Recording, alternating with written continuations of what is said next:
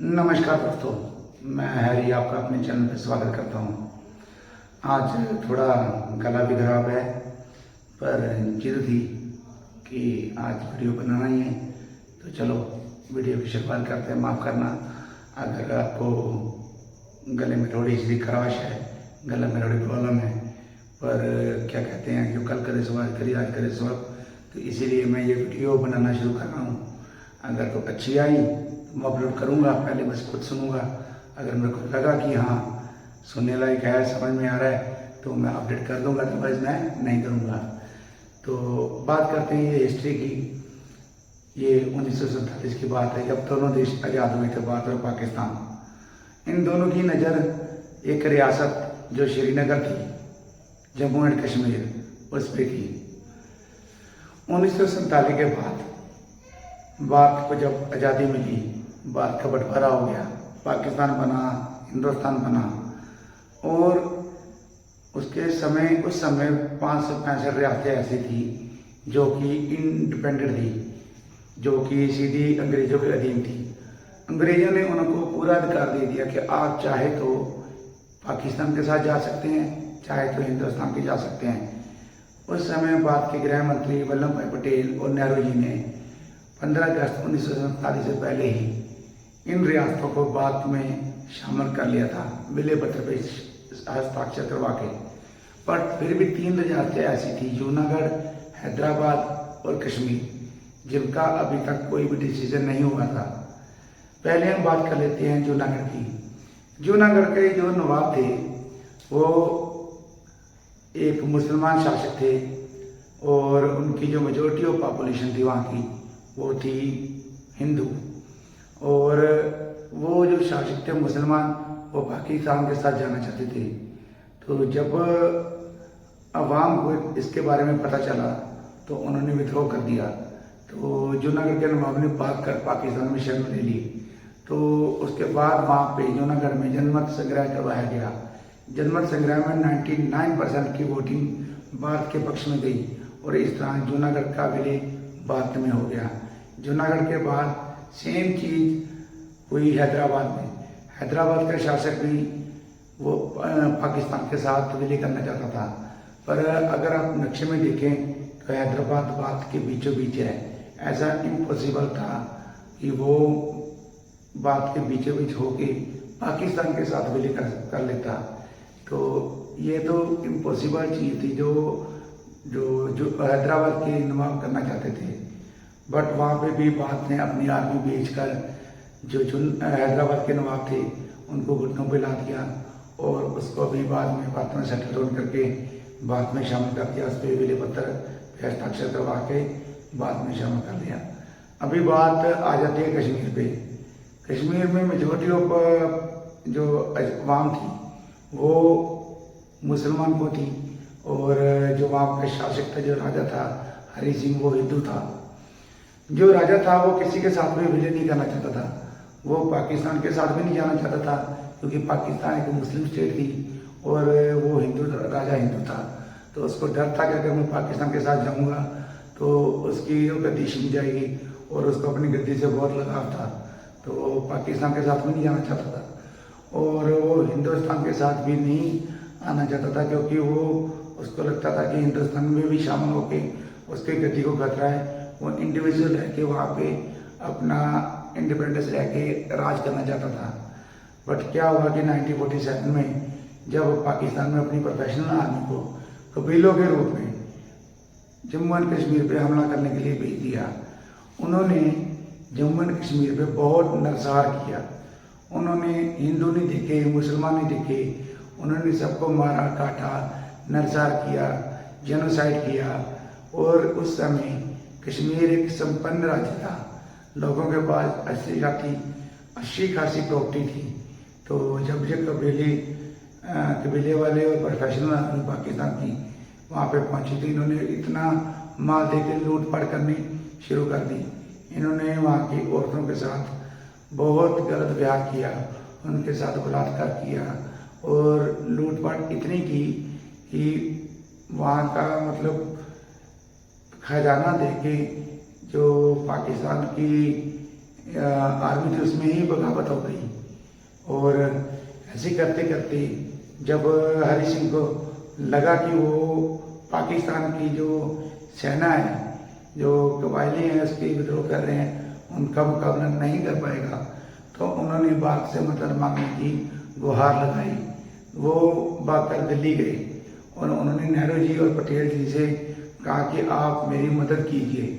और नेहरू जी और पटेल जी ने कह दिया कि आप एक इंडिपेंडेंस राज्य हैं, आप भारत का हिस्सा नहीं हैं और इसलिए हम आपकी मदद नहीं कर सकते, क्योंकि आप इंडिपेंडेंस हैं, आप भारत के साथ कोई भी आपका एग्रीमेंट नहीं हुआ, भारत के साथ विलय नहीं हुआ। राजा हरि सिंह के पास उस समय और कोई चॉइस भी नहीं थी और राजा हरि सिंह ने उस समय कुछ शर्तें रखकर, जिसको कि गांधी जी और पटेल जो गृह मंत्री थे उन्होंने मान लिया और उसको अपना कश्मीर को विलय पत्र पे साइन करवा के भारत का हिस्सा बना दिया। अभी वो कानूनी तौर पर भारत का हिस्सा बन चुके थे, श्रीनगर की बात कश्मीर। और भारत ने अभी अपनी सेना का भेजने का आदेश दिया। भारत की सेना हवाई यात्रा से श्रीनगर के एयरपोर्ट पर उतरती है और वहाँ से कबायलियों के साथ युद्ध करना शुरू करती है। धीरे धीरे उनको मारकर पीछे धकेलना शुरू करती है और धकेलते धकेलते काफ़ी पीछे तक ले गई थी। लगभग 1/3 हिस्सा जो था भारत ने अपने कब्जे में कर लिया था। अभी भी कुछ हिस्सा पाकिस्तान के कब्जे में था। अभी के जो हालात है कश्मीर में अभी के जो हालात है कश्मीर में पहले से बहुत बेहतर हो चुके हैं। अभी वहाँ पे लॉकडाउन नहीं लगता है, पहले तो बहुत लॉकडाउन लगता था, पत्थरबाजी होती थी और वहाँ पे जो सैलानी थे, जो टूरिस्ट थे, वो बहुत कम मात्रा में जाते थे। और जो कश्मीरी लोग थे वहाँ पे ज़्यादातर इंडस्ट्रीज नहीं हैं और कश्मीरी लोगों को जो मेन रोज़गार है वो जो सैलानी, जो टूरिस्ट वहाँ पे जाते हैं, उनकी income, main source of income वो यहीं से होती थी। जब वहाँ पे आतंकवाद इतना ज़्यादा था तो वहाँ पे लोग जाने से डरते थे। पर अब के समय में और पहले के समय में ज़मीन आसमान का अंतर है।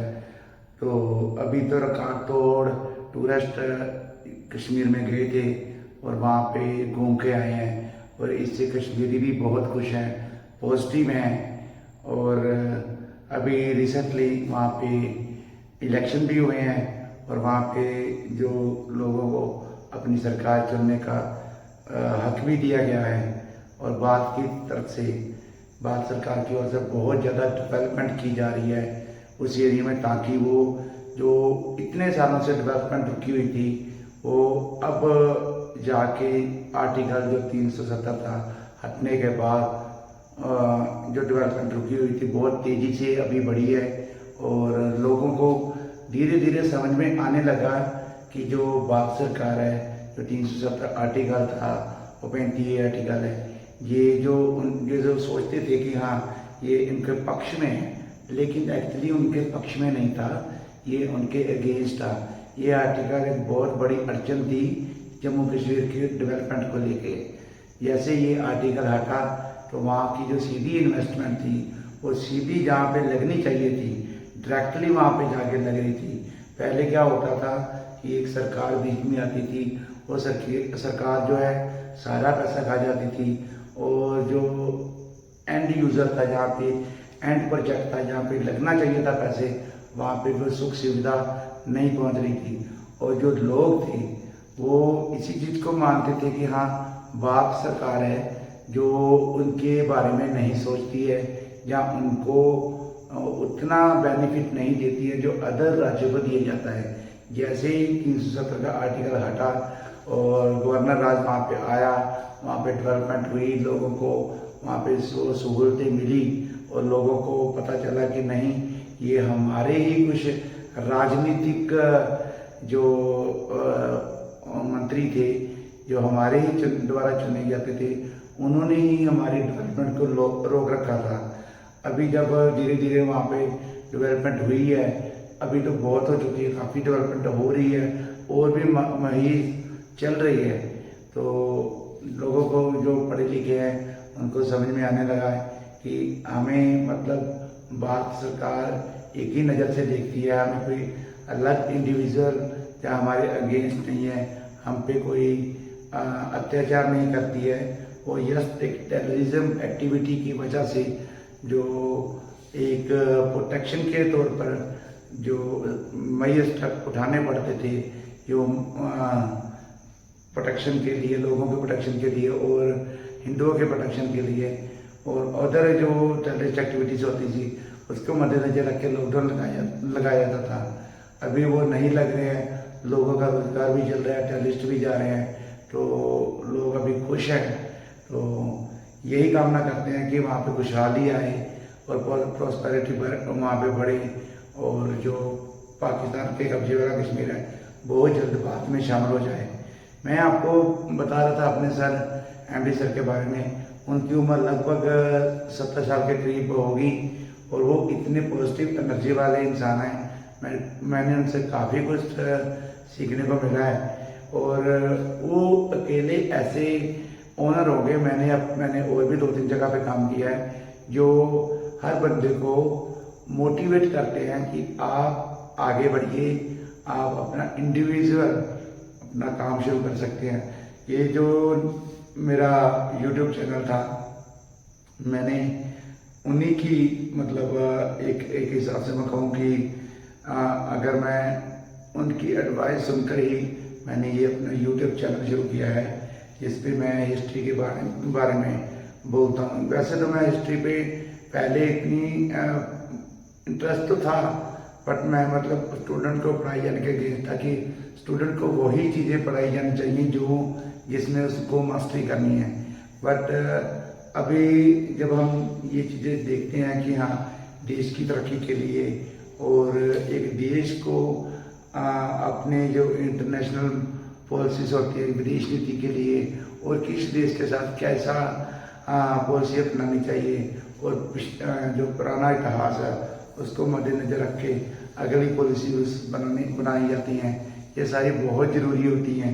इसलिए अब मैं थोड़ा हिस्ट्री में और ज़्यादा इंटरेस्टेड हुआ हूँ, और जियो पॉलिटिक्स में मेन जो मेरे को इंटरेस्ट है जियो पॉलिटिक्स में है कि बाकी देश कैसे सोचते हैं, और इंडिया जो अभी जो तेज़ी से ग्रो कर रहा है, तो ग्रो करने की वजह से मेरा जियो पॉलिटिक्स और हिस्ट्री में इंटरेस्ट बढ़ा है। तो मैंने इसी पे एक चैनल बनाया है जिसमें मैं नई नई वीडियो डालनी शुरू कर रहा हूँ। अभी कुछ वीडियो मेरी आई भी हैं, अभी मैं न्यू हूँ, कोशिश कर रहा हूँ कि हाँ अच्छे कंटेंट आपके लिए लेके आऊँ और आपको इम्पोर्टेंट इन्फॉर्मेशन दूँ जो ऑलरेडी इंटरनेट पे मौजूद है, उसको ना दोहरा के कुछ नई चीज़ लाने की कोशिश करूँ और